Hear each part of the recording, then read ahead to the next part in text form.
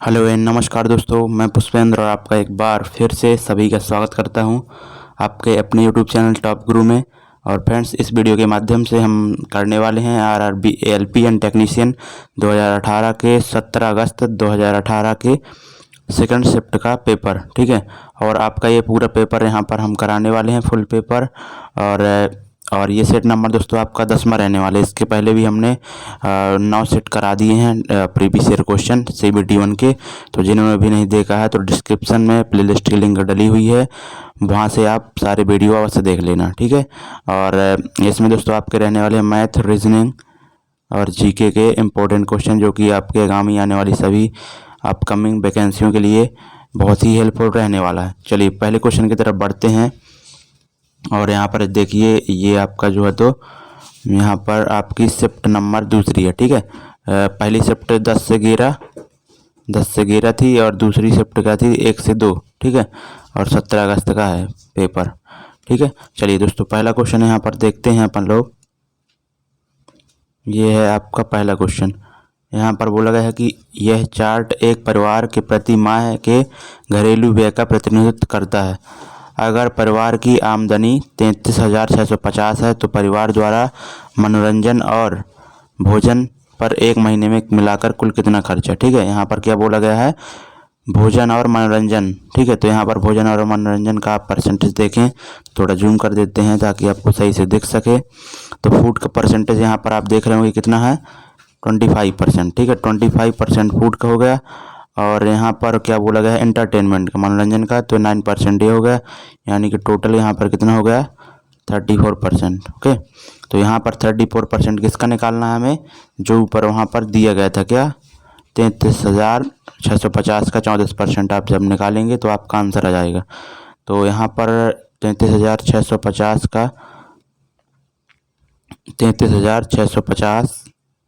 आप जब 34% आप निकालेंगे तो आपका आंसर यहाँ पर ऑप्शन नंबर चौथा आपका हो जाएगा। ठीक है, ऑप्शन नंबर चौथा आपका आ जाएगा आंसर। अगला क्वेश्चन यहाँ पर बोला गया है कि Cu, ठीक है, यानी कि कॉपर ऑक्साइड और प्लस हाइड्रोजन, और यहाँ पर दिया गया कि कॉपर प्लस H2O बन रहा है। तो यह समीकरण निम्न में से किसका एक उदाहरण है। अब चयन का है कि यहाँ पर वियोजन का है। यहाँ पर सारे ऑप्शन और दिए हैं, वो भी देख लेते हैं। तो और रिडॉक्स है कि अपचयन है। ठीक है, यानी कि यह क्रिया कौन सी है आपको बताना है। तो ये समीकरण यहाँ पर देखो, यहाँ पर अब एक बार लिख लेते हैं अपन लोग। तो कॉपर ऑक्साइड और प्लस H2, और क्या बन रहा है यहाँ पर, कॉपर प्लस H2O। ठीक है, तो यहाँ पर दोस्तों आप देख रहे होंगे कि ऑक्सीजन निकल रहा है, यानी कि यहाँ पर क्या हो रहा है, ऑक्सीकरण हो रहा है। ठीक है, और ऑक्सीजन जाके किसी दूसरे जो है तो एलिमेंट में जुड़ रहा है, तत्व में। तो यहाँ पर वह हाइड्रोजन के साथ जुड़ रहा है, यानी कि इसमें अपचयन भी हो रहा है। ठीक है, हाइड्रोजन का अपचयन हो रहा है, कॉपर का ऑक्सीकरण हो रहा है, यानी कि दोनों अपक्रियाएं हो रही हैं। तो यहाँ पर कौन सी अपक्रिया हो जाएगी, रेडॉक्स अपक्रिया। रेडॉक्स अपक्रिया में दोस्तों दोनों होते हैं, ऑक्सीकरण और अपचयन। ओके, तो इसका आंसर क्या हो जाएगा, ऑप्शन नंबर तीसरा। अगला क्वेश्चन देखते हैं। वैज्ञानिक वर्गीकरण में वर्गीकरण की मूल इकाई क्या है। ओके, तो वर्गीकरण की दोस्तों मूल इकाई क्या है टैक्सोनॉमी में, तो वह होती है दोस्तों स्पीसीज। ठीक है, यानी कि मूलभूत इकाई है ये इसकी टैक्सोनॉमी की। ठीक है, और पहले किंगडम होता है, फिर फाइलम होता है, क्लास, ऑर्डर, ऐसे होता है ना। तो वही है, उसका सबसे मूल होता है स्पीसीज। ठीक है, R.H. विटेकर जी ने इसको दोस्तों वर्गीकरण किया था। ओके, अगला क्वेश्चन देखते हैं। उस विटामिन का नाम बताइए जिसकी कमी के कारण अत्यधिक खून बहने लगता है। तो बहुत ही सिंपल क्वेश्चन है, बहुत बार एग्जाम में आ चुका है, और इसका आंसर क्या हो जाएगा, विटामिन के। ठीक है, जब भी किसी व्यक्ति के मनुष्य के शरीर में विटामिन के की कमी हो जाती है तो ब्लड के जो है तो थक्का नहीं जमता। जब उसको चोट लगती है, खून बहता है, तो ब्लड का थक्का नहीं जमता, जिसके कारण वह खून अधिक बह जाता है उसका। ठीक है, अगला क्वेश्चन देखते हैं। क्वेश्चन में बोल गया है कि एक वस्तु को 10 मीटर की फोकल लंबाई वाले एक उत्तल लेंस के मुख्य अक्ष पर रखा जाता है। यदि लेंस से वस्तु की दूरी 30 सेंटीमीटर है तो प्रतिबिंब कितनी दूरी पर बनेगा। ओके, तो यहाँ पर सबसे पहले आपको यहाँ पर उत्तल लेंस लेना है। तो उत्तल लेंस हम यानी कि कॉन्वेक्स लेंस लेते हैं, और यहाँ पर बोला गया है कि इसकी जो है तो फोकल लेंथ कितनी है, 10 सेंटीमीटर। ठीक है, तो ये हमने जो है तो मुख्य अक्ष डाल दिया, और ये आपका ले लेते हैं एफ। ओके, यहाँ पर इसकी जो है तो यहाँ से यहाँ तक की दूरी कितनी है, गिवन है आपकी 10। Okay, 10 centimetre. और बोला गया कि यदि लेंस से वस्तु की दूरी 30 सेंटीमीटर है, तो लेंस से वस्तु की दूरी 30 सेंटीमीटर है, यानी कि मान लेते हैं यह वस्तु यहाँ पर कहीं पर है और यहाँ से यहाँ तक की दूरी कितनी है, 30 सेंटीमीटर। ठीक है, अब बोला गया है कि जो इमेज बनेगी वह लेंस से कितनी दूरी पर होगी। ठीक है, तो यहाँ पर ये तो आसानी से आप फाइंड कर लेंगे। आप सभी लोग जानते हो कि लेंस का फार्मूला क्या होता है, 1/f equal to 1/v minus होता है यहाँ पर। ठीक है, 1/u। ओके, ये v क्या होता है, वस्तु जो लेंस से यहाँ पर इमेज की दूरी। ठीक है, वस्तु से लेंस से प्रतिबिंब की दूरी, और यहाँ पर u का मतलब क्या होता है, लेंस से वस्तु की दूरी। ठीक है, तो 1/f। ठीक है, उत्तल लेंस की फोकल लेंथ हमेशा धनात्मक ही लेते हैं। ठीक है, और बाकी चाहे लेंस हो चाहे मिरर हो, जब भी हम बाएं साइड की डिस्टेंस लेते हैं तो यहाँ पर ऋणात्मक लेते हैं। ठीक है, दाएं साइड की धनात्मक। लेकिन यहाँ पर देखो फोकल लेंथ हमने क्या ली है, बाएं साइड ही ली है, लेकिन उत्तल लेंस की फोकल लेंथ हमेशा क्या होती है, धनात्मक हो, इसलिए हमने प्लस का 10 ही लिया। बराबर 1/b, भी की वैल्यू हमें निकालना है, माइनस यहाँ पर 1/u दोस्तों माइनस का 30 लेंगे तो यहाँ पर ये क्या हो जाएगा, प्लस हो जाएगा। ओके, और यहाँ पर 1/b बराबर यहाँ पर 1/10 माइनस 1/30। इसको जब आप सॉल्व करेंगे तो यहाँ पर 30 एलसीएम ले लीजिए, यहाँ पर 3 माइनस 1 यानी कि 1/b बराबर आपका 2/30 हो जाएगा, यानी कि b की वैल्यू आपकी यहाँ से 15 सेंटीमीटर आ जाएगी। ओके, ऑप्शन नंबर दूसरा आपका राइट हो जाएगा। ओके, अगला क्वेश्चन देखते हैं। अगला यहाँ पर क्वेश्चन में बोला गया है कि दिए गए प्रश्न पर विचार करें और तय करें कि निम्नलिखित कथनों में से कौन सा कथन प्रश्न का उत्तर देने के लिए पर्याप्त है। ठीक है, इस तरह के क्वेश्चन दोस्तों बहुत ही बार पूछे गए हैं। ठीक है, पिछली एएलपी में। तो यहाँ पर दोस्तों देखो, यहाँ पर बोला कि यू वी डब्ल्यू एक्स और वाई एक गोल मेज के आसपास बैठे हैं, बी के पास कौन बैठा है। ठीक है, तो सबसे पहले क्वेश्चन ही यहाँ पर देखो गलत छापा था, यहाँ पर ए बी सी डी और ई होंगे। ठीक है, ना कि भी U V W X Y. ठीक है, तभी तो यहाँ पर बी की वैल्यू मतलब कि कहाँ बैठा है, किसके पास बैठा है, ये पता कर पाएंगे हम। तो यहाँ पर देखो, यहाँ पर बोला गया है कि इसको हटाइए, यहाँ पर A B C D E समझिए आप। यहाँ पर पहला वक्तव्य देखते हैं, डी ए और एफ के बीच बैठा है। डी है जो जो तो गोलाकार मेज में बैठे हैं, सबसे पहले गोलाकार मेज ले लेते हैं, और यहाँ पर 5 लोग हैं, 1 2 3 4 5। ठीक है, और डी जो बैठा है ए और एफ के बीच में। ठीक है, ए और एफ के बीच में बैठा है। उसके बाद बोला गया कि सी बी और एफ के बीच में बैठा है, सी बी और एफ के बीच में बैठा है। ठीक है, तो यहाँ से हम पता कर सकते हैं कि बी के अगल बगल कौन बैठा है आसपास। ठीक है, बी के पास कौन बैठा है, तो दोनों कथनों का जो दोनों वक्तव्यों का यूज़ करके हम यह पता लगा सकते हैं कि बी के पास कौन बैठा है, यानी कि हमारा दोनों जो है तो कथन का यूज़ करके हम आंसर प्राप्त कर सकते हैं। दिए गए प्रश्न का उत्तर देने के लिए 1 और 2 दोनों पर्याप्त हैं। ओके, और अलग अलग पर्याप्त नहीं है। अगला 7वां क्वेश्चन देखते हैं। यहाँ पर बोला गया कि चूने के पानी में कार्बन डाइऑक्साइड गैस प्रवाहित करने पर यह दूधिया हो जाता है, ऐसा किसके निर्माण के कारण होता है। ठीक है, तो चूने के पानी के दोस्तों निर्माण यहाँ पर सबसे पहले आप देखते हैं तो चूने के पानी का फॉर्मूला क्या होता है, CaOH का होल ट्वाइस। ठीक है, ओके, कैल्शियम हाइड्रोक्साइड, और यहाँ पर प्लस अगर आप इसमें दोस्तों CO2 मिलाते हैं। ठीक है, CO2 मिलाते हैं तो यहाँ पर क्या बन जाता है, CaO प्लस H2O। ठीक, तो यहाँ पर चूने के पानी में कार्बन डाइऑक्साइड गैस प्रवाहित करने पर यह दूधिया हो जाता है, ऐसा किसके निर्माण के कारण होता है, तो कैल्शियम कार्बोनेट। ठीक है, CaCO3। ठीक है, कैल्शियम कार्बोनेट बनता है जब आप चूने के पानी में कार्बन डाइऑक्साइड गैस को प्रवाहित करते हैं। ठीक है, तो कैल्शियम कार्बोनेट बनता है।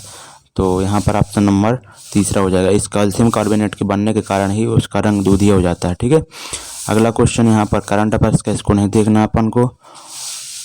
अगला ये क्वेश्चन आपका 9वां है, दिए गए वक्तव्यों को सच मानकर चलें। ठीक है, यानी कि यहाँ पर बोला है कुछ पक्षी कीड़े पक्षी हैं। तो ठीक है, तो कुछ पक्षी यहाँ पर लिख लेते हैं, कुछ पक्षी क्या हैं, कीड़े हैं। कुछ पक्षी आपके कीड़े हैं। उसके बाद बोला गया है कि सभी पक्षी फल हैं। ठीक है, जो सभी पक्षी हैं वो क्या है, फल हैं। सभी पक्षी देखो पक्षी था और कुछ कीड़े पक्षी हैं, ये कीड़ा का हो गया। अब बोला गया कि सभी पक्षी फल हैं, तो सभी पक्षी किसके अंदर ले लेते हैं हम, फल के अंदर। ओके, अब देखो निष्कर्ष क्या बोला है, सभी फल पक्षी हैं, सभी फल पक्षी हैं। ये तो गलत हो गया, सभी फल पक्षी नहीं, सभी पक्षी फल हैं, ना कि सभी फल पक्षी हैं। ठीक है, तो ये तो गलत हो गया आपका। और कुछ कीड़े फल हैं, कुछ कीड़े फल हैं, तो ये वाला पार्ट तो आ ही रहा। ठीक है, फल का और कीड़े का कॉमन। ठीक है, तो ये आपका राइट हो जाएगा, केवल दूसरा राइट होगा। अगला क्वेश्चन देखते हैं। यहाँ पर बोला गया है कि एक व्यक्ति 10 किलोमीटर प्रति घंटे की गति से गाड़ी चलाकर ऑफिस 1 मिनट पहले पहुँच जाता है, जबकि वह 36 किलोमीटर प्रति घंटे की गति से गाड़ी चलाने पर वह ऑफिस 3 मिनट देर से पहुँचता है। तो घर से ऑफिस जाने में वह कितनी दूरी तय करता है। ठीक है, तो यहाँ पर देखते हैं। देखो, इसको सॉल्व करने का तरीका क्या होता है कि जो स्पीड होती है, स्पीड का मल्टीप्लाई कर देते हैं। ठीक है, और यहाँ पर नीचे क्या आ जाता है, डिफरेंस आ जाता है स्पीड का। ठीक है, वो कितना हो रहा है 4, और यहाँ पर टाइम डिफरेंस कितना हो रहा है। पहले देखो, पहले वह 1 मिनट पहले पहुँच रहा था, 1 मिनट पहले। ठीक है, और अब 36 की स्पीड पर चलने पर वह 3 मिनट देर से पहुँचता है, 3 मिनट देर से। ठीक है, यानी कि कितने मिनट का यहाँ पर टाइम डिफरेंस हो रहा है पहले और देर का, यानी कि 4 मिनट का यहाँ पर डिफरेंस हो रहा है। ठीक है, 4 मिनट का डिफरेंस और बटे में 60 कर देंगे घंटे बनाने के लिए। ठीक है, तो इसको जब सॉल्व करेंगे आप, तो इधर से हो जाएगा 20 दूनी 40 और 20 तीन 60, और इधर 12 हो जाएगा, इधर 4। ठीक है, तो आप सोचेंगे ये 12 आया है, तो बता दें कि ये दोस्तों आधी डिस्टेंस होती है। ठीक है, किसी भी दूरी की आधी डिस्टेंस निकलती है और हमें पूरी निकालना है, तो यहाँ पर आंसर क्या हो जाएगा आपका 24। ओके, अगला नेक्स्ट क्वेश्चन देखते हैं। 10 क्वेश्चन अभी तक आपके हो गए हैं। नेक्स्ट क्वेश्चन देखते हैं। स्पीड थोड़ा बढ़ाना पड़ेगा ताकि 1 घंटे के अंदर ही सारे क्वेश्चन हो जाएं। ठीक है, तो यहाँ पर क्वेश्चन को थोड़ा जूम कर देते हैं अपन।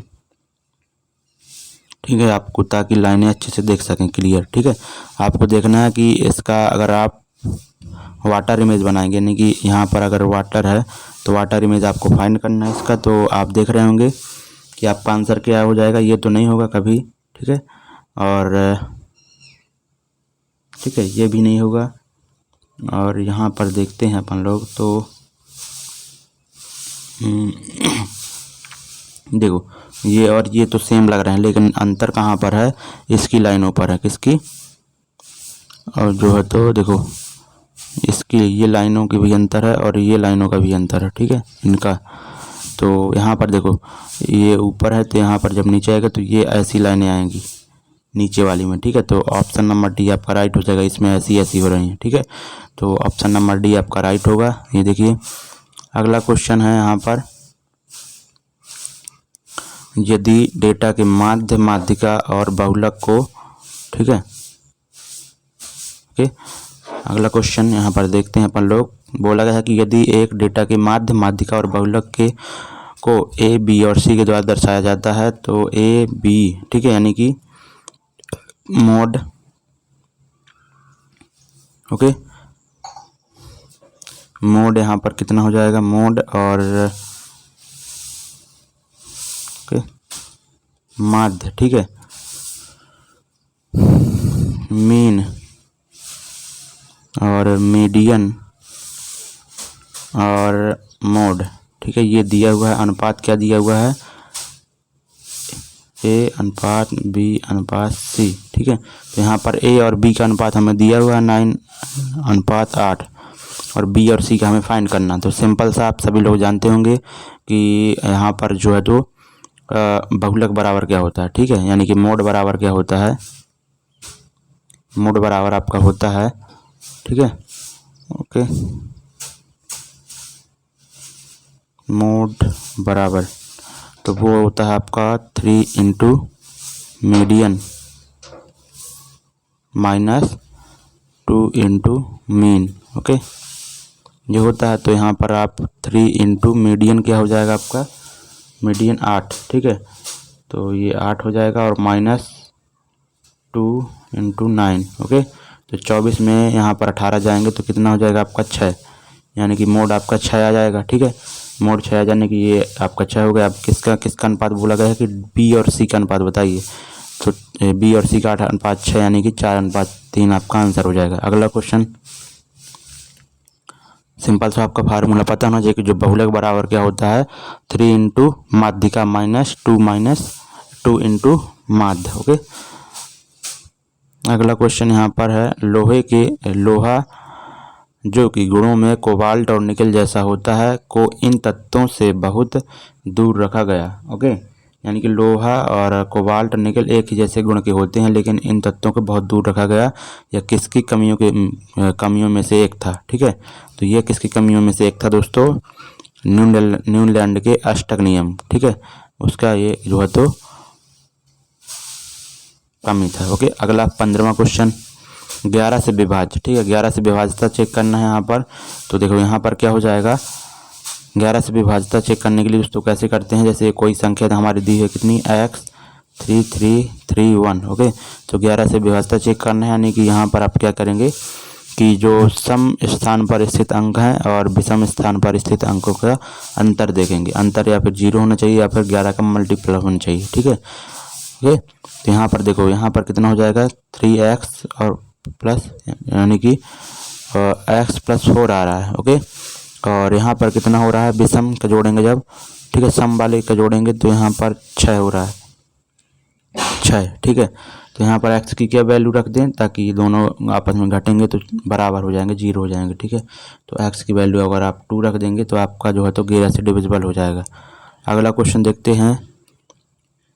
नेक्स्ट क्वेश्चन यहाँ पर जो है तो भिन्न बताना है। ठीक है, यानी कि इन आकृति में कौन सा भिन्न है। ओके, तो ये आप देख रहे हैं कि ये जो रो है ये क्लॉकवाइज डायरेक्शन में जो है तो घूम रही है। ठीक है, और ये दोस्तों आपकी ये भी क्लॉकवाइज डायरेक्शन में जा रही है और ये भी क्लॉकवाइज डायरेक्शन में। ठीक है, लेकिन ये एंटी क्लॉकवाइज जा रही है। ओके, तो आपका ऑप्शन क्या हो जाएगा, राइट, भिन्न, यही तीसरा हो जाएगा। ठीक है, ओके, अगला क्वेश्चन यहाँ पर जीके का है। यहाँ पर क्वेश्चन बोला गया है कि चंपारण सत्याग्रह से पहले चंपारण के किसान पंचकठिया प्रणाली को अपनाते थे। ठीक है, जिसमें 1 बीघा भूमि के 5 कंठों में डैश बोया जाता था। ठीक है, तो चंपारण सत्याग्रह गांधी जी ने किया था 1917 में, और इसमें दोस्तों नील की खेती का विरोध किया गया था। ठीक है, किसान नील की खेती बोते थे जिसके कारण उनकी ज़मीन जो है तो बंजर होती जा रही थी।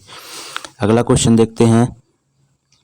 यहाँ पर बोला गया है कि मान लें एक काल्पनिक ग्रह है जिसका द्रव्यमान पृथ्वी के आधे के बराबर है और त्रिज्या 1/3 के बराबर है।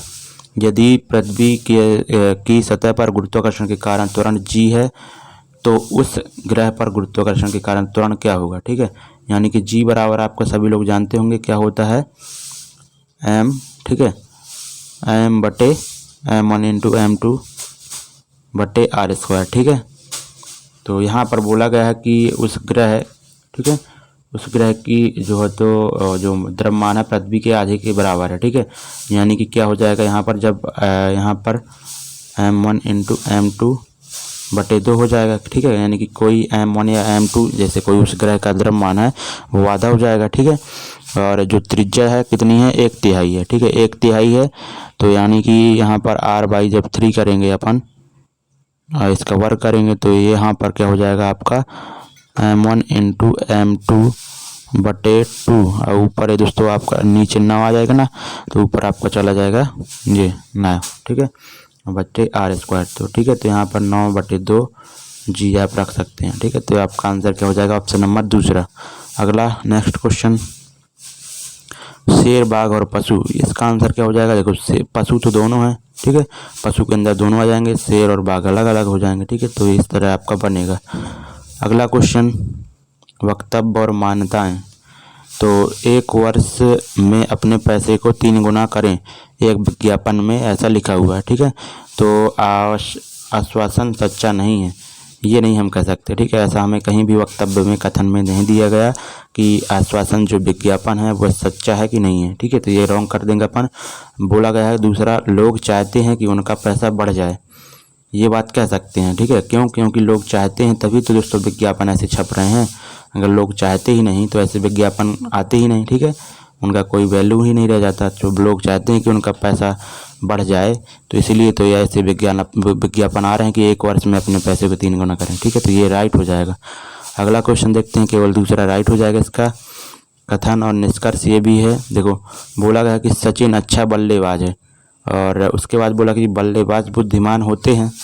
जो सचिन अच्छा बल्लेबाज है और बल्लेबाज बुद्धिमान होते हैं, यानी कि सचिन भी क्या हो जाएगा, बुद्धिमान हो जाएगा। ठीक है, देखो सभी बुद्धिमान व्यक्ति बल्लेबाज हैं, ये तो गलत हो जाएगा। ठीक है, ऐसा नहीं बोला गया, इसमें बोला गया है कि जो भी बल्लेबाज हैं वो बुद्धिमान होते हैं, ये नहीं बोला गया कि सभी बुद्धिमान बल्लेबाज हैं, तो ये तो आपका रॉन्ग हो जाएगा।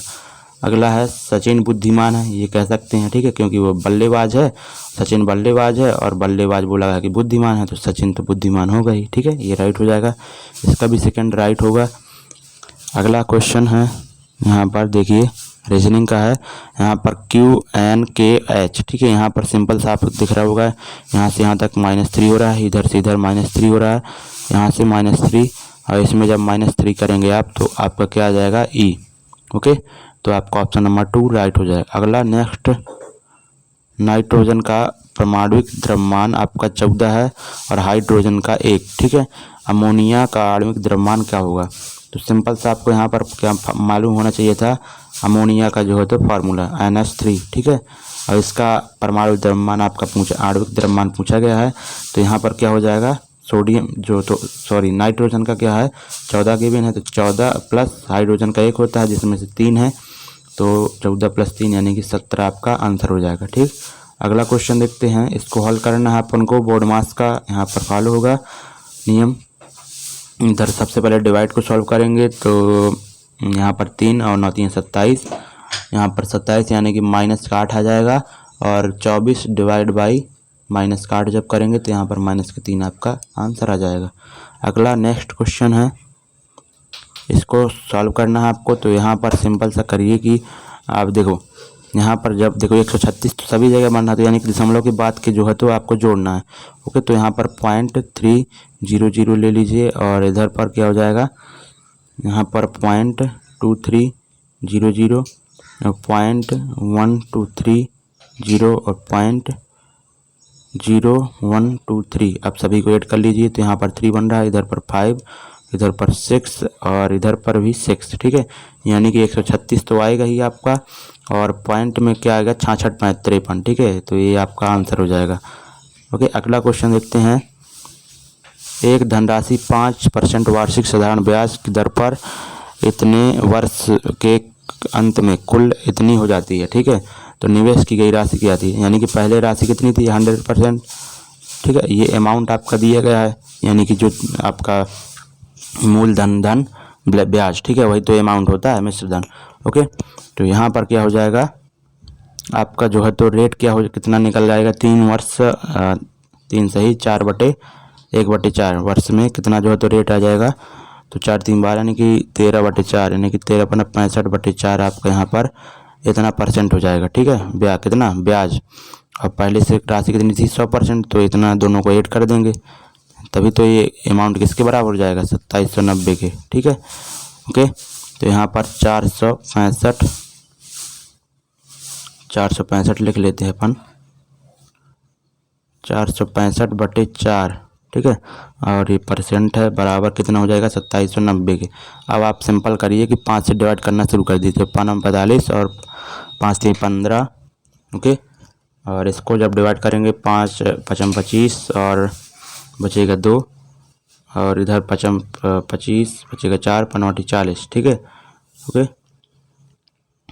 तो अब आप देख रहे होंगे कि अगर आप इसमें जो है तो इसको काटेंगे तो 6 बार जा रहा है। ठीक है, और 1% की वैल्यू आपकी कितनी हो जाएगी 24, तो 100% की वैल्यू आपकी कितनी हो जाएगी 2400, क्योंकि हमें राशि ही पूछी गई थी 100% की वैल्यू। अगला क्वेश्चन यहाँ पर जो बोला गया है वैसे ही करते जाना है। देखो यहाँ पर आपकी यहाँ पर दिया हुआ कि 8, n का मतलब क्या है मल्टीप्लाई 9 है, l का मतलब क्या है आपका यहाँ पर प्लस और 60, b का मतलब क्या है डिवाइड 3, m का मतलब -13। ठीक है, तो यहाँ पर 20 - 13 7 हो जाएगा, और 9 8 72 प्लस 7 आपका आंसर आ जाएगा 79। ओके, अगला नेक्स्ट क्वेश्चन करंट अफेयर्स का है।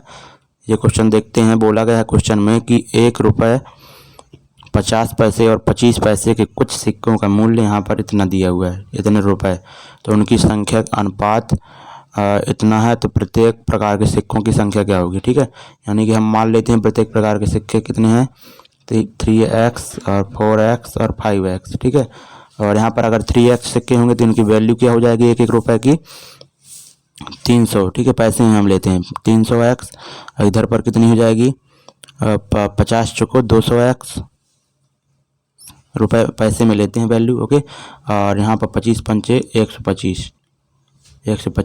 ठीक है, यानी कि टोटल कितना हो रहा है आपका 5 2 और इधर 3 2 5 625x बराबर किसके हो जाएगा, रुपए को भी पैसे में बदल दीजिए तो 9375। ठीक है, अगर आप देखेंगे यहाँ पर फ्रेंड्स तो ये आपका 15, ठीक है, कितनी बार जा रहा है, 15 बार जा रहा है। ठीक है, यानी कि x की वैल्यू आपकी 15 आ जाएगी।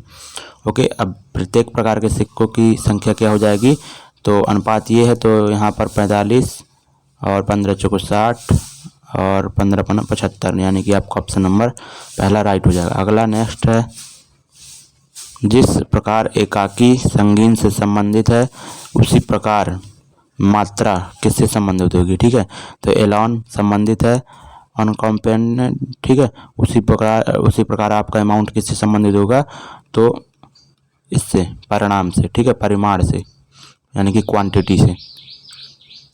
नेक्स्ट क्वेश्चन है यहाँ पर, यदि किसी अवतल दर्पण का आपतन कोण यहाँ पर बोला है 30 डिग्री है तो परिवर्तन के कोण का मान क्या होगा। ठीक है, तो सिंपल सा आपने परिवर्तन के नियम पढ़े होंगे कि जब भी दोस्तों कोई किरण जितने डिग्री पर यहाँ पर आपतित होती है उतनी ही डिग्री पर परावर्तित होती है। ठीक है, तो इसका आंसर क्या हो जाएगा 30 डिग्री। अगला नेक्स्ट क्वेश्चन करंट अफेयर्स का है, ये भी करंट अफेयर्स है, ये देखते हैं अपन। बोला गया कि श्री वाई ने अपनी कार कब खरीदी। ठीक है, तो श्री वाई ने अपनी कार कब खरीदी, ये आपको यहाँ पर पता करना है कि कौन से कथन का यूज करके हम इसका आंसर ला सकते हैं। ठीक है, या फिर नहीं ला सकते। तो यहाँ पर बताना बोला कि निश्चित रूप से 18 अगस्त से पहले, यानी कि 18 अगस्त से पहले और 15 अगस्त से पहले नहीं, यानी कि 18 और 15 के बीच में। ठीक है, और दूसरा क्या बोल रहा है, इससे तो हम नहीं पता कर सकते क्योंकि अभी इसके बीच में 16 भी आ रहा है 17 भी आ रहा है। ठीक है, तो केवल पहले कथन से हम नहीं पता कर सकते कि कौन से तारीख को उसने खरीदा वाई ने। ओके, अगला है निश्चित रूप से 16 अगस्त के बाद, यानी कि 16 अगस्त के बाद और 19 अगस्त के पहले। ठीक है, तो 16 अगस्त के बाद यहाँ पर कितना हो जाएगा 17 और 18, और 18 अगस्त के पहले बोला गया था, इधर 19 अगस्त के पहले, और तो यहाँ पर देखो 17 ही आएगा, 17 ही दोनों में कॉमन आ रहा है। ठीक है, तो आपका आंसर क्या हो जाएगा 17, यानी कि दोनों से दोस्तों हम दोनों कथनों का यूज करके हम पता कर सकते हैं कि श्री वाई ने जो है तो 17 तारीख को 17 अगस्त को जो है तो कार खरीदी थी। ठीक है, दोनों पर्याप्त हैं। अगला यहाँ पर क्वेश्चन देखते हैं। ठीक है, अगला यहाँ पर क्वेश्चन देखते हैं फ्रेंड्स कि दो प्रवेश पाइपों में से एक की दक्षता दूसरे की तुलना में दोगुनी है। ओके, और दोनों एक निकास नाली के साथ काम करते हुए जो अकेले 8 घंटे में टैंक को खाली कर सकती है, 8 घंटे में खाली टैंक को भर सकते हैं। कम दक्ष इनलेट पाइप द्वारा खाली टैंक को स्वयं भरने के लिए कितने घंटे का समय लगेगा। ओके, तो यहाँ पर क्या करते हैं कि हम दोस्तों बाई ऑप्शनली यहाँ पर चेक करने का प्रयास करते हैं। ठीक है, यहाँ पर बोला गया कि दो प्रवेश पाइपों में से एक की दक्षता दूसरे की तुलना में दोगुनी है। ठीक है, यानी कि दोस्तों ए और बी हम ले लेते हैं, इनकी इफिशियंसी का जो रेशियो है यहाँ पर 2:1 है। ठीक है, तो इनकी जो है तो टाइम का रेशियो क्या हो जाएगा, वर्क करने में टाइम कितना लगेगा इस अनुपात में 1:2। ठीक है, और बोले हैं वहाँ पर देखो जो है तो कम दक्ष वाले इनलेट पाइप, यानी कि बी जो कम दक्ष है को टैंक को स्वयं भरने के लिए कितने घंटे का समय लगेगा। यहाँ पर 12 आंसर दिया है, यानी कि इधर जो है तो एक ए उस काम को जो है तो बी अगर उस काम को दो रेशियो में यानी कि 12 दिन में कर रहा है तो इधर एक कितने में 6 दिन में, तो यहाँ पर 6 दिन ले लेते हैं और बी 12। ओके, और यहाँ पर सी जो आउटलेट जो पाइप है वह दोस्तों अकेले 8 घंटे में टैंक खाली कर सकती है। ठीक है, इसको 8 ले लेते हैं। अब इनकी क्षमता जो है तो ले लेंगे, मतलब कि टैंक की क्षमता तो 72 ले लीजिए, तो इधर क्या हो जाएगा आपका 12 और इधर हो जाएगा 6 और इधर 9। ठीक है, ये माइनस का रहेगा, ओके। तो यहाँ पर देखो, अब जब दोनों तीनों पाइपों को एक साथ खोला जाता है तो टंकी 8 घंटे में भरती है, ठीक है। तो 8 घंटे में भरती है कि नहीं भरती, ये हम चेक करेंगे। तो एक साथ खोलेंगे तो यहाँ पर देखो, यहाँ पर कितना हो रहा है, 12 6 18 और इधर माइनस का 9 है, ठीक है। यानी कि 9 की इफिशियंसी से भरेंगे, तो 9 की इफिशियंसी 72 को भरेंगे तो 8 घंटे में भर लेंगे, ठीक है। तो बाई ऑप्शन के आधार पर भी आप चेक कर सकते हैं। तो यहाँ पर 12 आपका आंसर आ जाएगा। अगला क्वेश्चन है, यदि दी गई श्रृंखला को उल्टे क्रम में लिखा जाए, ठीक है। उल्टे क्रम में लिखा जाए यानी कि लेफ्ट को राइट, राइट को लेफ्ट लिख दिया जाता है। तो दाएं छोर से 10वें पद के बाएं 5वां पद क्या होगा, ठीक है। यानी कि कहाँ से हमें दाएं छोर से देखना है। अब यहाँ पर दाएं बोला गया है ना, और श्रृंखला को उल्टा कर रहे हैं तो दाएं बोला गया है, तो हम बाएं से शुरू करते हैं, ठीक है। बाएं से 10वें पद के बाएं 5वां, ठीक है। जहाँ भी बोले दायां बायां बोले तो आप उल्टा ही करें उसका, ठीक है। यहाँ पर दायां बोल रहा है तो बायां समझें, ओके। बाएं छोर से 10वें पद के दाएं 15वां, ओके। तो यहाँ पर सबसे यानी कि पहले 10वां लेते हैं, किससे, बाएं साइड से। 1 2 3 4 5 6 7 8 9 10 क्वेश्चन मार्क आ गया, और उसके बाएं 5वां बोला गया, तो हमें दाएं लेना है क्योंकि सीधी श्रृंखला को हमने उल्टा किया है, ठीक है। तो बाएं लेंगे यानी कि दाएं लेंगे तो 1 2 3 4 5, तो आपका आंसर क्या हो जाएगा, एफ, ओके। तो आंसर आपका एफ आएगा। नेक्स्ट क्वेश्चन यहाँ पर देखते हैं। क्वेश्चन में बोला गया है कि 2 वृत्त की त्रिज्या इतनी दी हुई है और इतनी उनके केंद्रों के बीच की दूरी 10 सेंटीमीटर की है, तो अनुप्रस्थ समान स्पर्श रेखा की लंबाई ज्ञात कीजिए, ठीक है। तो यहाँ पर इसको कैसे करेंगे, यहाँ पर 2 सर्कल आपको दिए गए हैं और आपसे क्या पूछा गया है कि इनके बीच की दूरी भी आपको गिवन है। देखो, इनके सेंट्रल के बीच की दूरी यहाँ पर क्या गिवन है, ठीक है। ये C1 है और ये C2 है। इनके बीच की दूरी आपको 10 सेंटीमीटर गिवन है, ठीक है। और आपसे बोला गया है कि स्पर्श रेखा की लंबाई क्या होगी। कौन सी स्पर्श रेखा आपको निकालना है, ये आप ध्यान देना, अनुप्रस्थ समान स्पर्श रेखा, ठीक है। तो यानी कि यहाँ पर क्या बोला गया है, ट्रांसवर्स कॉमन टेंजेंट, ठीक है। ये होती है जो दोस्तों देखो, जो ये स्पर्श रेखा जाती है ये वाली, तो ये transverse common tangent direct common tangent होती है, ठीक है। और जो ये वाली स्पर्श रेखा जाती है ऐसी, तो ये कौन सी होती है, ट्रांसवर्स कॉमन टेंजेंट, ठीक है। तो ये आप ध्यान देना। तो आपको इसकी लेंथ निकालना है। तो इसकी लेंथ निकालने के लिए फॉर्मूला क्या होता है इस वाली का, वो होता है आपका अंडर रूट और दोनों केंद्रों के बीच की दूरी का वर्ग, ठीक है। यानी कि C1 C2 का वर्ग और बीच में आपका माइनस होता है इधर, ओके। और यहाँ पर क्या हो जाता है, R1 प्लस R2 का वर्ग, ओके। तो यहाँ पर इसको जब आप सॉल्व करने बैठेंगे तो इधर क्या हो जाएगा, 100 हो जाएगा और माइनस यहाँ पर इनका दोनों का योग क्या हो जाएगा, त्रिज्याओं का दोनों वृत्तों की, यहाँ पर देख रहे हैं 8 हो जाएगा, यानी कि 8 का वर्ग 64 हो जाएगा। और इधर क्या बचेगा आपका 36 अंडर रूट, तो बाहर क्या निकल के आ जाएगा 6, यानी कि ये जो है तो ये ट्रांसफर कॉमन टेंजेंट की लेंथ क्या हो जाएगी, 6 सेंटीमीटर, ओके। अगला क्वेश्चन देखते हैं, निम्नलिखित में से कौन सा नवीकरणीय ऊर्जा का स्रोत है, ठीक है। नॉट नहीं है बोला गया, नॉन है रिन्यूएबल एनर्जी सोर्स, ठीक है। रिन्यूएबल यानी कि जिससे दोबारा जो है तो बनाया नहीं जा सकता, ठीक है। अगर एक बार ख़त्म हो गया तो सौर ऊर्जा ये तो दोस्तों अनलिमिटेड है, ठीक है। और भूतापीय ऊर्जा ये भी दोस्तों थर्मल एनर्जी ये भी जो है तो रिन्यूएबल एनर्जी है। और जीवाश्म ये रिन्यूएबल एनर्जी नहीं है, ठीक है, ओके। जीवाश्म आपकी रिन्यूएबल एनर्जी नहीं है। अगला क्वेश्चन है, 4% वार्षिक साधारण ब्याज की दर से 1250 की धनराशि पर 6 वर्षों में का ब्याज कितना होगा, ठीक है। तो ये सिंपल सा क्वेश्चन है। तो यहाँ पर आप देख रहे होंगे कि रेट आपको 4% गिवन है और टाइम 6 वर्ष, और यहाँ पर सिंपल इंटरेस्ट निकालना है किसका, 1250 का रेट आपको 4% गिवन है, टाइम ये है और बटे में 100, ठीक है। तो इसको आप सॉल्व करेंगे तो आपका आंसर यहाँ से 300 आने वाला है, ओके। चाहे तो आप काट कर देख भी लीजिए को। तो इसको 25 से काट देते हैं और इसको काटेंगे तो ये 50 हो जाएगा और 50 छक्का कितना हो जाएगा, 300, ओके। अगला है यदि हम धावन सोडे की थोड़ी सी मात्रा लेते हैं और इनमें लगभग 1 ml तनु हाइड्रोक्लोरिक अम्ल मिलाते हैं तो हमें क्या देखने को मिलता है। ठीक है, इसमें क्या मिलता है कि CO2 गैस तेज बुदबुदाहट के साथ निकलती है। ठीक है, तो आपने झाग देखा ही होगा, तो उसमें कौन सी गैस होती है, CO2। ठीक है, धावन सोडा यूज करते हैं आप। अगला है यहाँ पर दर्पण इमेज से आपको फाइंड करना है। तो आप देखो एन तो सेम टू सेम बना है तो ये तो होगा नहीं, और इधर W बन गया, बाकी आएगा अब इधर जब आपका मिरर लगेगा यहाँ पे तो इधर क्या बनेगा, एन ही बनेगा सबसे पहले। ठीक है, और कैसे बनेगा, ऐसे बनेगा। ठीक है, तो यहाँ पर ये केवल आपका ऑप्शन नंबर तीसरा राइट हो जाएगा। अगला है यदि समीकरण इतना और इतना का कोई हल ना हो तो k का मान क्या होगा।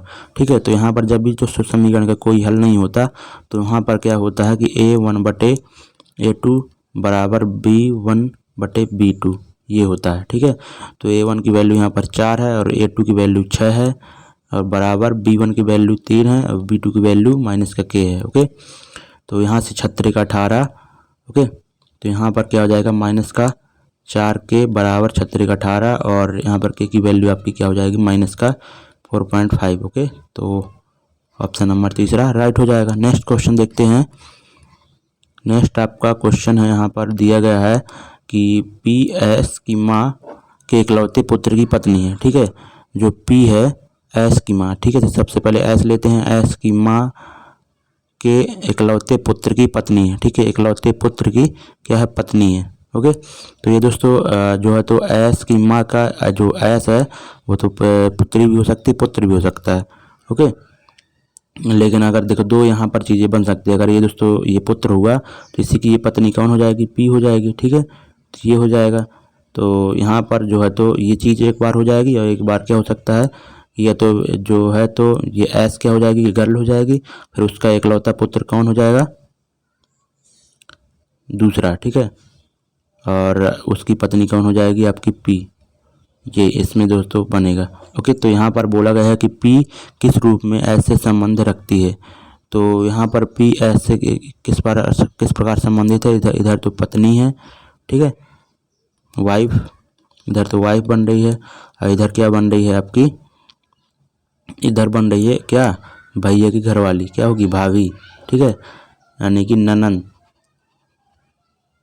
ओके, ननंद भी हो सकती है, भाभी भी हो सकती है, साली भी, जेठानी भी, देवरानी, ये सारे जो है तो answer sister in law. Okay, sister in law में सारे आ जाते हैं। ठीक है, तो आंसर ये राइट हो जाएगा। अधात्विक गुण बढ़ता है। ठीक है, अधातु की यानी कि धातु से अधातु की ओर जाने पर कहाँ से कैसे जाने पर गुण बढ़ेगा, अधात्विक। तो सोडियम से जब दोस्तों आप क्लोरीन तक जाते हैं तो अधात्मिक गुण बढ़ता है। सोडियम आपकी धातु है और क्लोरीन आपकी क्या है, जो है तो एक गैस है, यानी कि अधातु की श्रेणी में ही आती है। ओके, तो यहाँ पर क्लोरीन से अब जब सोडियम से क्लोरीन तक जाएंगे तो सिंपल सा यही हो जाएगा आंसर कि अधात्विक गुण बढ़ेगा इसमें केवल। ओके, अगला क्वेश्चन यहाँ पर दिया गया है, कुछ सोचना ही नहीं था, आसान था। और यहाँ पर क्वेश्चन मार्क दिया है, यहाँ पर आंसर क्या आएगा। तो इधर पर कैसे आंसर हम फाइंड करेंगे, बीच की वैल्यू 58। तो आप देख रहे होंगे कि इसको क्या करें कि इनको मल्टीप्लाई कर दें और इनको। ठीक है, और फिर माइनस करने का प्रयास करते हैं। देखो 90 हो जाएगा और 8 को 32 जब इसमें घटाएंगे आप तो इधर से आपका कितना हो जाएगा, 8 बचेगा इधर, और इधर 8 में 4 गई तो 5 बचेगा। ठीक है, यानी कि 58 आ जाएगा। तो इधर भी ऐसे करेंगे तो 150 में आप जब 9 8 72 माइनस करेंगे तो आपका कितना हो जाएगा, 78 आंसर हो जाएगा। ठीक है, अगला क्वेश्चन देखते हैं। रिक्त स्थान पर सबसे उपयुक्त विकल्प भरें। ठीक है, तो गुरुत्वाकर्षण का सार्वभौमिक नियतांक, तो G बराबर दोस्तों आपका क्या होता है, कैपिटल G m/r²। ठीक है, तो इसकी वैल्यू बोला गया है गुरुत्वाकर्षण स्थिरांक का जो है तो सार्वभौमिक नियतांक जो होता है उसकी वैल्यू क्या होती है, तो वो होती है 6 × 6.67 × 10⁻⁻11 newton metre square kilogram square. ठीक है, तो ये आप ध्यान देना, ये इम्पोर्टेंट है, आपके एग्जाम में आ सकता है। अगला क्वेश्चन, अगला यहाँ पर क्वेश्चन में बोला गया है प्रॉब्लम फिगर और आंसर फिगर के बारे में आपसे बोला गया है कि यहाँ पर यानी कि किस फिगर में ये आकृति यहाँ पर छिपी हुई है। ठीक है, तो ये आपको यहाँ पर दिख ही रही होगी, ये वाली आकृति। ठीक है, यहाँ पर दिख रही होगी आपको ये ये आकृति ऑप्शन नंबर सी में बन रही है। अगला क्वेश्चन यहाँ पर देखते हैं, किसी मिश्र धातु में 15% चांदी है और मिश्र धातु के किसी भाग में यदि 51% ग्राम चांदी है तो दूसरे धातु की मात्रा क्या होगी। ठीक है, यानी कि दोस्तों 15% चांदी है तो सबसे पहले 15% यानी कि इसका जो है तो हम रेशियो अनुपातिक वैल्यू निकालेंगे तो क्या हो जाएगी, 3/20 होती है। ठीक है, यानी कि दोस्तों अगर 17 कोई दूसरी धातु है तो उसमें से 3 क्या होगी, ऊपर वाली चांदी होगी। ठीक है, सिल्वर होगी। ठीक है, तो यहाँ पर बोल के किसी भार में यदि 51 ग्राम चांदी है यानी कि 3 रेशियो बराबर आपका 51 करेंगे तो एक रेशियो की वैल्यू 17 हो जाएगी। तो बोला गया कि तो दूसरे धातु की मात्रा क्या होगी, तो दूसरे धातु की मात्रा क्या हो जाएगी, 17 रेशियो। ठीक है, तो 17 × 17 जब अब एक रेशियो की वैल्यू 17 है तो 17 रेशियो की वैल्यू कितनी हो जाएगी, 289 ग्राम। ओके, नेक्स्ट क्वेश्चन देखते हैं।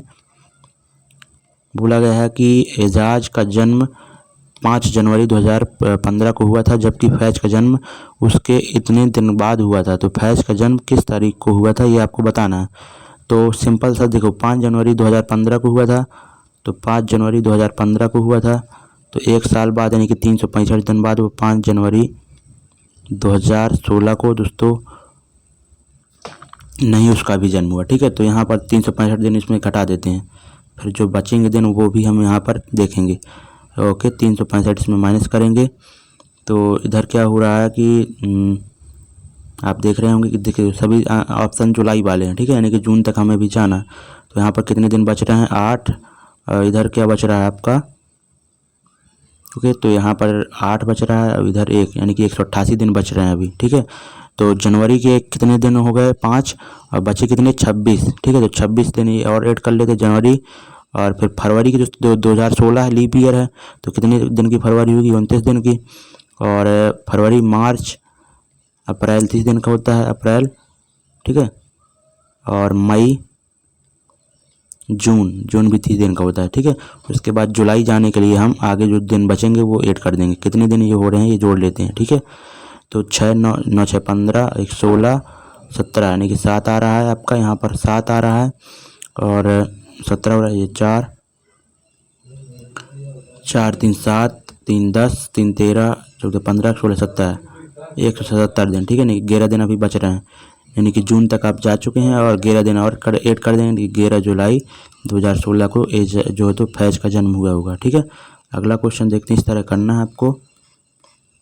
बोला गया कि 76 किलोमीटर प्रति घंटे की गति से चलने वाली एक ट्रेन इतने मीटर लंबे प्लेटफॉर्म को 27 सेकंड में पार करती है, ट्रेन की लंबाई क्या होगी। ठीक है, यानी कि 76 किलोमीटर प्रति घंटे की स्पीड है उसकी और उसको मीटर पर सेकंड में दोस्तों चेंज कर देंगे तो ये कर देंगे और वो 27 सेकंड में दूरी तय करती है। अब वो दूरी कितनी तय करेगी, अपनी स्वयं की करेगी। ठीक है, स्वयं की हम मान लेते हैं इसकी लेंथ x है और उस प्लेटफॉर्म की। ठीक है, तभी तो वो पार करेगी। ठीक है, तो यहाँ पर 9 दूनी 18 हो जाएगा और 9 3 27, 2 से इसको काट देंगे, 38 बार जाएगा। तो इसको जब सॉल्व करेंगे आप तो 570 आ जाएगा। ठीक है, और इसमें जब 450 आप माइनस करेंगे, ठीक है, तो यहाँ पर क्या हो जाएगा, x की वैल्यू आ जाएगी आपकी 2 और 1 यानी कि 120 मीटर का क्या हो जाएगा, ट्रेन हो जाएगा। ओके, यहाँ पर देखना देखो इस क्वेश्चन में फ्रॉक और ये दिया हुआ है रैंक को ये दिया हुआ है, तो जब भी दोस्तों यहाँ पर आपको देखो यहाँ पर 6 होता है, इधर 18 होता है, इधर 15 होता है, इधर 7 होता है। तो आपको यहाँ पर कोई भी लॉजिक नहीं मिल रहा कि यहाँ पर 1 2 घटा के लिखा है कि जोड़ के लिखा है, कुछ भी करके लिखा है, आपको कोई लॉजिक नहीं मिल रहा। जब भी लॉजिक न मिले तो आप क्या करें कि सिंपल जो लेटर दिया हुआ इसका नंबर जो है तो वही उसका कोड दिया होता है। ठीक है, देखो यहाँ पर मिला भी लें चाहे आप, आर को क्या लिखा है 2 लिखा है तो इधर भी आर को 2 लिखा है। ठीक है, और जी को देखें आप 8 लिखा है तो इधर भी जी को 8 लिखा है। ठीक है, यानी कि जो लेटर है उसी के सामने का जो है तो सेम जो है तो कोड हो जाएगा। ठीक है, तो यहाँ पर ऐप की वैल्यू यहाँ पर क्या हो जाएगी, ऐप का कोड क्या है 9, तो 9 से तो सभी स्टार्ट है, ये हो जाएगा। और ओ क्या है, ओ का 6 है। ठीक है, वो 6 हो जाएगा तो ये और ये कट गए, बाकी बचे 2, अब बचा आर। ठीक है, आर बचा, आर का क्या है 2 है। ठीक है, तो 2 तो 962 आपका यही हो रहा है, तो यही आपका राइट हो जाएगा चौथा। ठीक है, नेक्स्ट क्वेश्चन देखते हैं।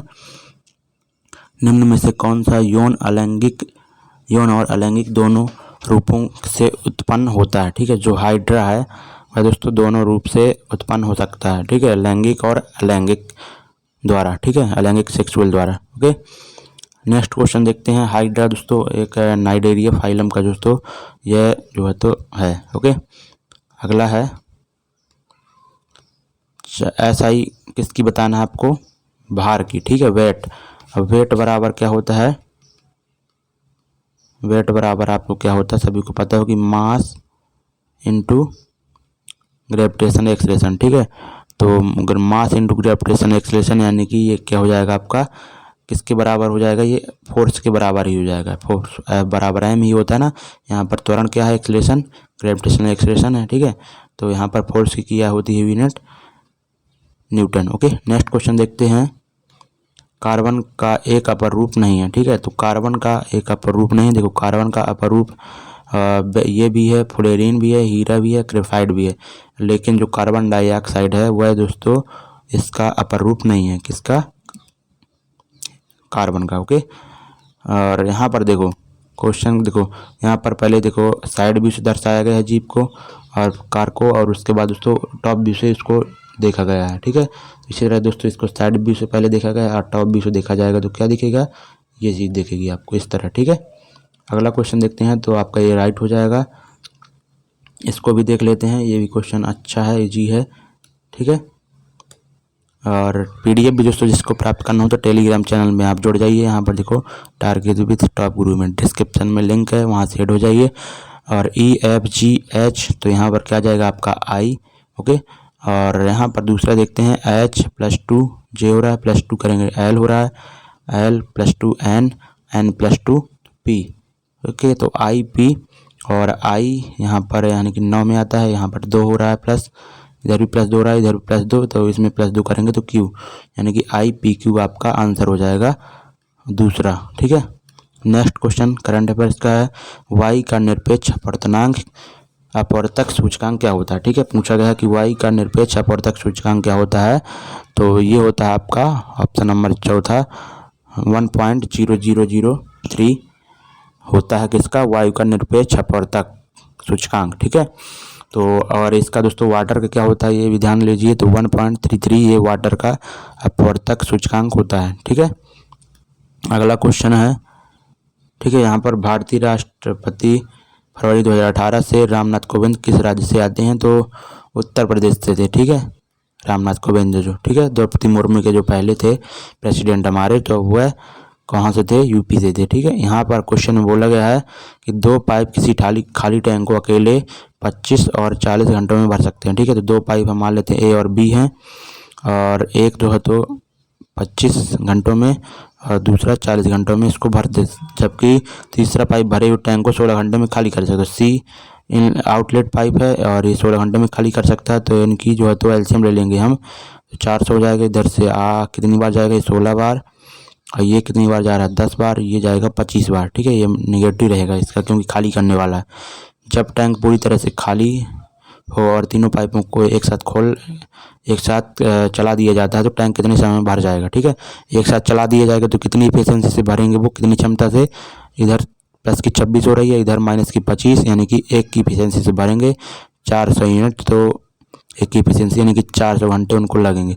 अब 400 घंटे को दोस्तों आप जब चेंज करेंगे किस में, देखो 24 का डिवाइड कर दें, क्योंकि जो है तो हमें किस में, दिन में प्राप्त करना है। ठीक है, तो 24 का डिवाइड करेंगे तो एक बार जाएगा आपका, बचेगा 16, और इधर 6 बार जाएगा, यानी कि 16 दिन तो आपका चलने वाला है। ठीक है, 16 दिन 16 घंटे में जो है तो पाइप भर जाएगा आपका। ओके, नेक्स्ट क्वेश्चन यहाँ पर देखिए, क्वेश्चन में बोला गया है कि 19, यहाँ पर क्वेश्चन मार्क की जगह आपको क्या आएगा। ठीक है, तो आप देख रहे होंगे कि 6 को 24 और प्लस 5 कर देंगे तो कितना हो जाएगा, 29 हो जाएगा। इसी तरह यहाँ पर 5 3 15 मल्टीप्लाई कर देंगे 5 और 3 का, और नीचे वाली संख्या को ऐड कर देंगे तो 19 हो जाएगा। तो यहाँ पर क्या करेंगे, 7 7 पन्ना 35 और नीचे वाली संख्या को ऐड कर देंगे तो 41 आपका आंसर आ जाएगा। ठीक है, गतिज ऊर्जा किसके बराबर होती है, तो गतिज ऊर्जा यानी कि काइनेटिक एनर्जी आपकी बराबर होती है 1/2 mv² की। काइनेटिक एनर्जी किसी भी वस्तु पर जब आती है जब वह दोस्तों गतिशील अवस्था में होती है। ठीक है, उपन्यास ये करंट अफेयर्स का क्वेश्चन है। अगला क्वेश्चन देखते हैं, यदि एक पौधे का समजीनी, ठीक है, समजीनी TTRR, ठीक है तो समलक्षणी होगा। तो ओके, बौना और गोला, ठीक है, बौना और गोला क्यों होगा, क्योंकि देखो स्मॉल टी है ना, ठीक है, स्मॉल टी है यानी कि उसकी लेंथ क्या होगी, छोटी होगी। अगर कैपिटल टी होता है तो वो लंबा होता पेड़, ठीक है। तो यहाँ पर स्मॉल टी है 2 बार, तो ज़्यादातर स्मॉल टी है, तो यहाँ पर क्या हो जाएगा आपका बौना हो जाएगा। ओके, और यहाँ पर क्या हो जाएगा, कैपिटल आर भी है स्मॉल आर भी है, ठीक है यहाँ पर, लेकिन जीते एक और स्मॉल आर वाला, तो यानी कि छोटा हो जाएगा बौना और गोल, ठीक है। छोटा तो बौना ही होगा ना, राउंड, ठीक है, आर का मतलब राउंड होता है तो गोल हो जाएगा, ठीक है।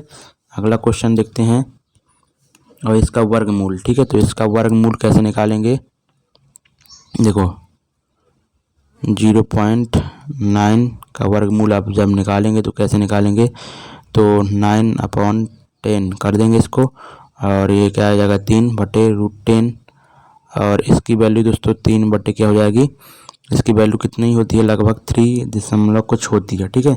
तो जब दोस्तों आप इसका इसमें डिवाइड करेंगे तो आपका आंसर कितना आ जाएगा, लगभग इतना आ जाएगा, ठीक है, ये आप ध्यान देना। अगला क्वेश्चन देखते हैं, पिछले वर्ष की तुलना में जनसंख्या में प्रतिशत वृद्धि सबसे अधिक हुई है, ठीक है। तो किस वर्ष में सबसे अधिक प्रतिशत वृद्धि हुई है आपको बताना है, ठीक है। तो यहाँ पर पहले कितनी थी, ये 10 थी, इधर 20, इधर क्या है 30 है, ये 40 है, ये 50 है, ये 60 है और ये 70 है, ठीक है। तो आपको सिंपल सा दिख रहा होगा कि यहाँ पर ही सबसे ज़्यादा वृद्धि हो रही है, 20 की वृद्धि हो रही है 10 के रिस्पेक्ट में, यानी कि 100% की जो है तो 200% की वृद्धि हो रही है, ठीक है।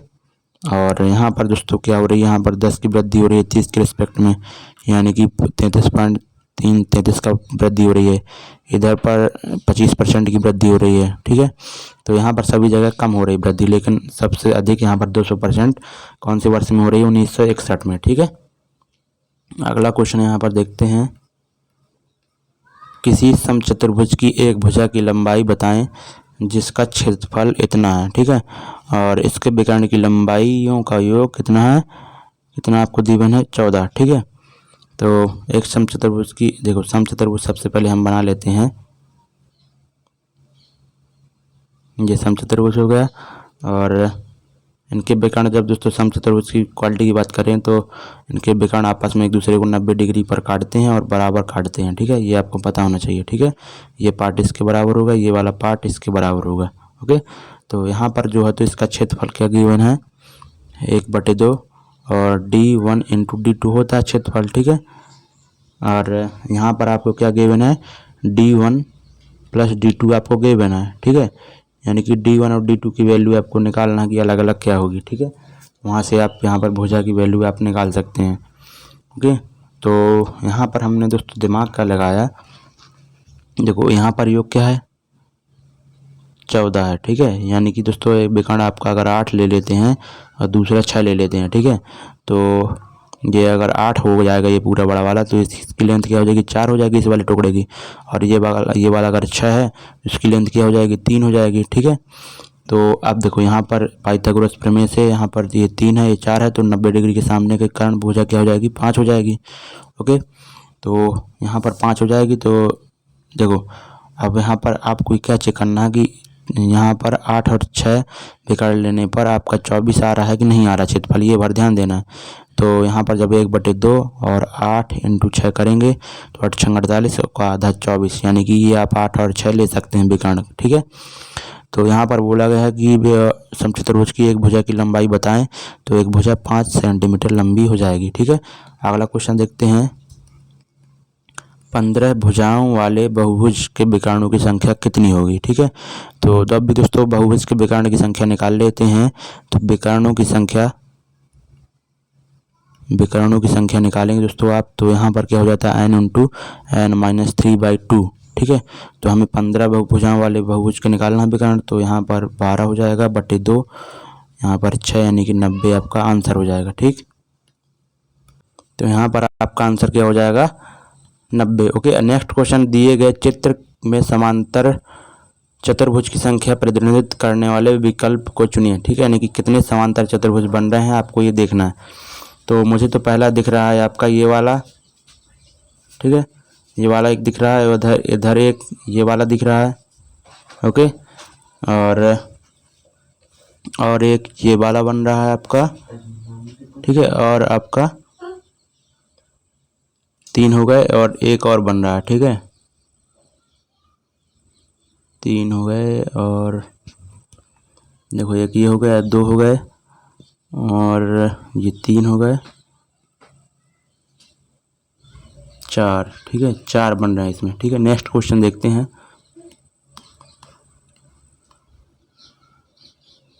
यहाँ पर बोला गया कि एलसीएम यानी कि लासा निकालिए।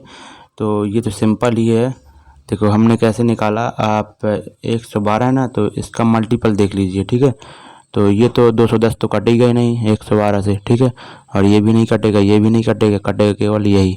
ठीक है, ऐसे देख सकते हैं आप।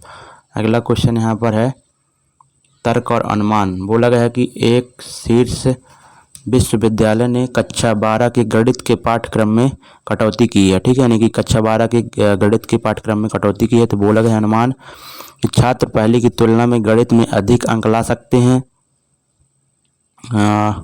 ये नहीं कह सकते हम, ठीक है, अधिक अंक ला सकते हैं या फिर नहीं ला सकते, ये नहीं कह सकते हम। और अगला है जो अनुमान, यह छात्रों में गणित के तनाव और बोझ को कम करने के लिए किया गया है। ठीक है, तो ये भी शायद गलत ही होगा। ठीक है, क्योंकि इसमें तनाव और बोझ के बारे में राइट होगा शायद। ठीक है, क्योंकि इसीलिए तो कम किया गया है ना कि बच्चों का जो अधिक बर्डन है, ठीक है, उसको कम किया जा सकते। ठीक है, इसलिए सिलेबस घटाया गया। मेरे हिसाब से दूसरा आपका राइट होना चाहिए। तो हाँ, यहाँ पर देखो केवल आपका दूसरा अनुमान निहित है। नेक्स्ट का 73वां क्वेश्चन है आपका 9 से विभाज्यता चेक करना है। तो 9 से विभाज्यता चेक करने के लिए क्या करते हैं कि जो संख्या दी हुई थी उनके अंकों का योग 9 या फिर 9 के मल्टीपल होना चाहिए। ठीक है, तो यहाँ पर देखते हैं कि केवल ये 3 और 3 6 और 3 9 आ रहा है, यानी कि 9 का मल्टीपल है, तो डिवाइड हो जाएगा ये। ठीक है, सभी बेल लाल हैं। क्या बोला गया कि सभी बेल लाल हैं, सभी सेब किसके अंदर आ जाएंगी, लाल के अंदर। अगला है कोई भी लाल फल सस्ता नहीं है। कोई भी लाल फल क्या नहीं है आपका, सस्ता नहीं है। ओके, तो बोला गया कि सभी सेब सस्ते हैं, ये तो नहीं कह सकते, और लाल सेब सस्ते नहीं हैं। ठीक है, सभी सेब सस्ते हैं, सभी सेब सस्ते हैं, ये तो होगा ही नहीं। कोई भी लाल फल सस्ता नहीं, देखो सभी सेब जो है तो लाल हैं बोला गया है, और कोई भी लाल फल सस्ता नहीं है। ठीक है, यानी कि महंगा ही होगा। तो सभी सेब सस्ते हैं, ये तो गलत ही होगा, क्योंकि सेब जो है तो लाल होता है और लाल फल महंगे होते हैं, यहाँ पर बोला ही गया है, तो ये आपका रॉन्ग हो जाएगा। और लाल सेब सस्ते नहीं हैं। ठीक है, तो ये आपका राइट होगा। ओके, नेक्स्ट क्वेश्चन 75वां आज का लास्ट क्वेश्चन है। निम्नलिखित पर्वत श्रृंखला में से किसके सबसे ऊंचे पर्वत को गुरु शिखर नाम से जाना जाता है। तो गुरु शिखर के नाम से किसको जाना जाता है दोस्तों, यहाँ पर देखते हैं आंसर, आरावली पर्वत श्रृंखला को। ठीक है, आरावली पर्वत श्रृंखला की सबसे ऊंची चोटी क्या है, गुरु शिखर।